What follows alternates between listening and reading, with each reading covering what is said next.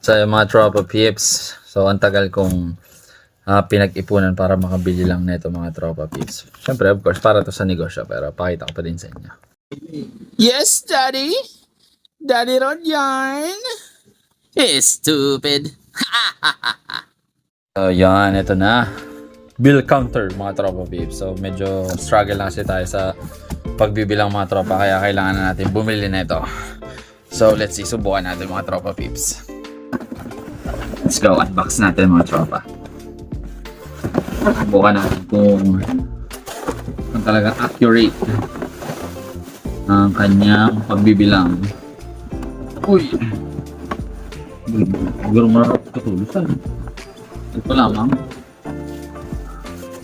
Ilang taon na ko na din pinagplanuhan na bumili na ito mga tropa. So, syempre, dahil tungkol naman sa negosyo, kaya kailangan ko talagang bumili. Kahit medyo may kamahalan talaga siya, kailangan talaga para mas mapadali yung work natin. You know? Ganda oh. Sulit na sulit. Try na natin.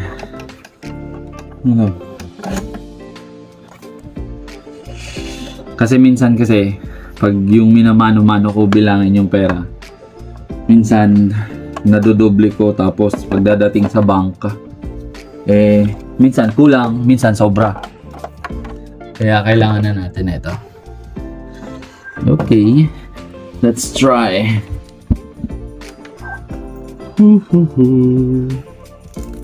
Tingnan natin kung tama ang mga bilang-bilang. So, hindi na ako mahihirapan, di ba? Ang gagawin ko na lang is mag-head to head na lang ng money.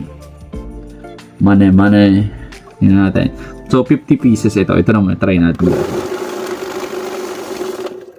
50! Saktong bilang. Yan, sakto. So, ayusin natin siya. Kasi kadalasan, syempre, minamano-mano ko lang siya. Nag-ano lang ako, 50. Hindi ako dun nag-100 kasi medyo nakakapagod na siyang bilangin talaga mga tropa pips.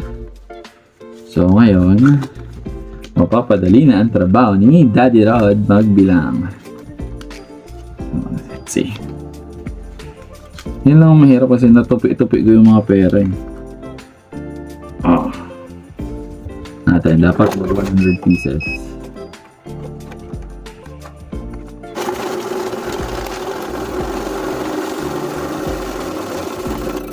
Yes! 100. So, ayusin ko na lang muna. Ayusin natin para dire-diretso ang pagtrabaho.